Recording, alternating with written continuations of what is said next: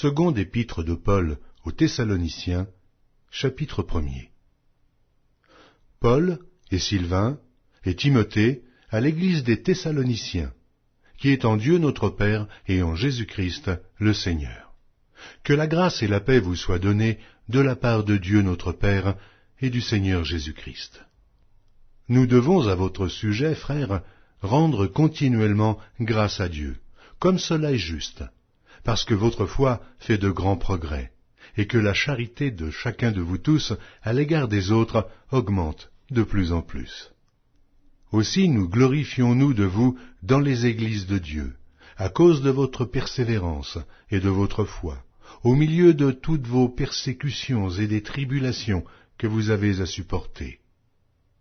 C'est une preuve du juste jugement de Dieu, pour que vous soyez jugés dignes du royaume de Dieu pour lequel vous souffrez.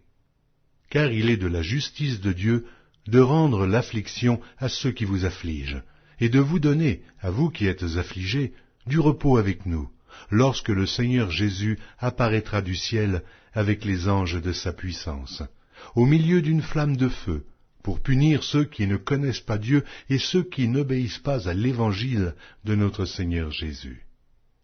Ils auront pour châtiment une ruine éternelle, loin de la face du Seigneur et de la gloire de sa force, lorsqu'il viendra pour être, en ce jour-là, glorifié dans ses saints et admiré dans tous ceux qui auront cru, car notre témoignage auprès de vous a été cru.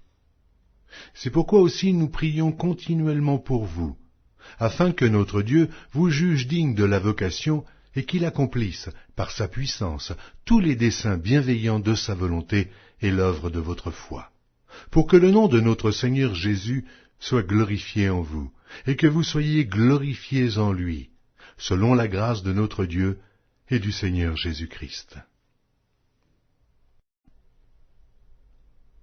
Seconde épître de Paul aux Thessaloniciens, chapitre 2.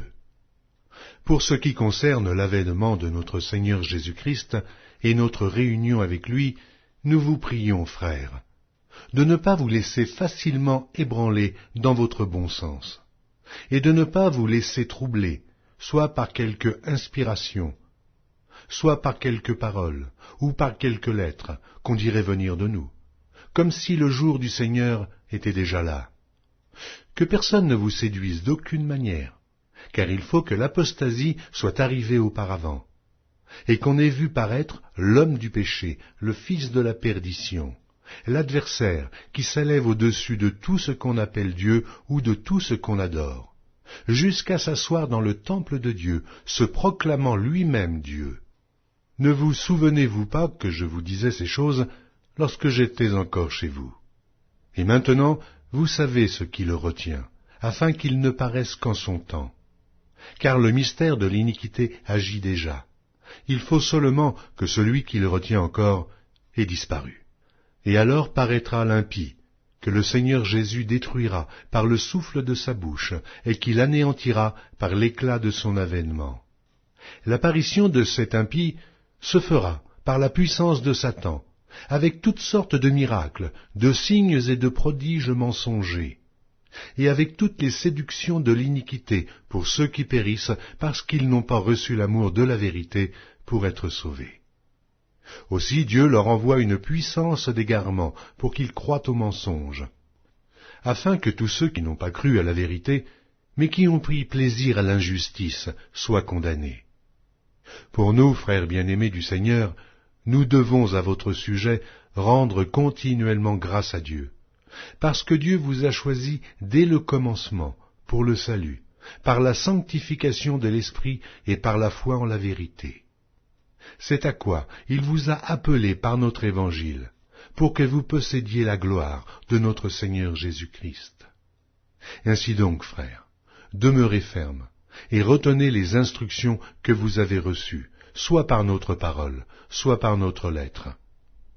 Que notre Seigneur Jésus-Christ lui-même, et Dieu notre Père, qui nous a aimés, et qui nous a donné par sa grâce une consolation éternelle et une bonne espérance, console vos cœurs, et vous affermisse en toute bonne œuvre et en toute bonne parole. Seconde épître de Paul aux Thessaloniciens, chapitre 3. Au reste, frères, priez pour nous, afin que la parole du Seigneur se répande et soit glorifiée, comme elle l'est chez vous, et afin que nous soyons délivrés des hommes méchants et pervers, car tous n'ont pas la foi. Le Seigneur est fidèle. Il vous affermira et vous préservera du malin. Nous avons à votre égard cette confiance dans le Seigneur, que vous faites et que vous ferez les choses que nous recommandons. Que le Seigneur dirige vos cœurs vers l'amour de Dieu et vers la patience de Christ. Nous vous recommandons, frères, au nom de notre Seigneur Jésus-Christ, de vous éloigner de tout frère qui vit dans le désordre, et non selon les instructions que vous avez reçues de nous. Vous savez vous-même comment il faut nous imiter. Car nous n'avons pas vécu parmi vous dans le désordre. Nous n'avons mangé gratuitement le pain de personne, mais dans le travail et dans la peine. Nous avons été nuit et jour à l'œuvre pour n'être à charge à aucun de vous. Ce n'est pas que nous n'en eussions le droit, mais nous avons voulu vous donner en nous-mêmes un modèle à imiter. Car lorsque nous étions chez vous, nous vous disions expressément, si quelqu'un ne veut pas travailler, qu'il ne mange pas non plus. Nous apprenons cependant qu'il y en a parmi vous quelques-uns qui vivent dans le désordre, qui ne travaillent pas, mais qui s'occupent de futilités. Nous invitons ces gens-là et nous les exhortons par le Seigneur Jésus-Christ à manger leur propre pain en travaillant paisiblement. Pour vous, frères, ne vous lassez pas de faire le bien. Et si quelqu'un n'obéit pas à ce que nous disons par cette lettre, notez-le, et n'ayez point de communication avec lui, afin qu'il éprouve de la honte. Ne le regardez pas comme un ennemi, mais avertissez-le comme un frère. Que le Seigneur de la paix vous donne lui-même la paix en tout temps, de toute manière. Que le Seigneur soit avec vous tous. Je vous salue, moi, Paul, de ma propre main. C'est là ma signature dans toutes mes lettres, c'est ainsi que j'écris. Que la grâce de notre Seigneur Jésus-Christ soit avec vous tous.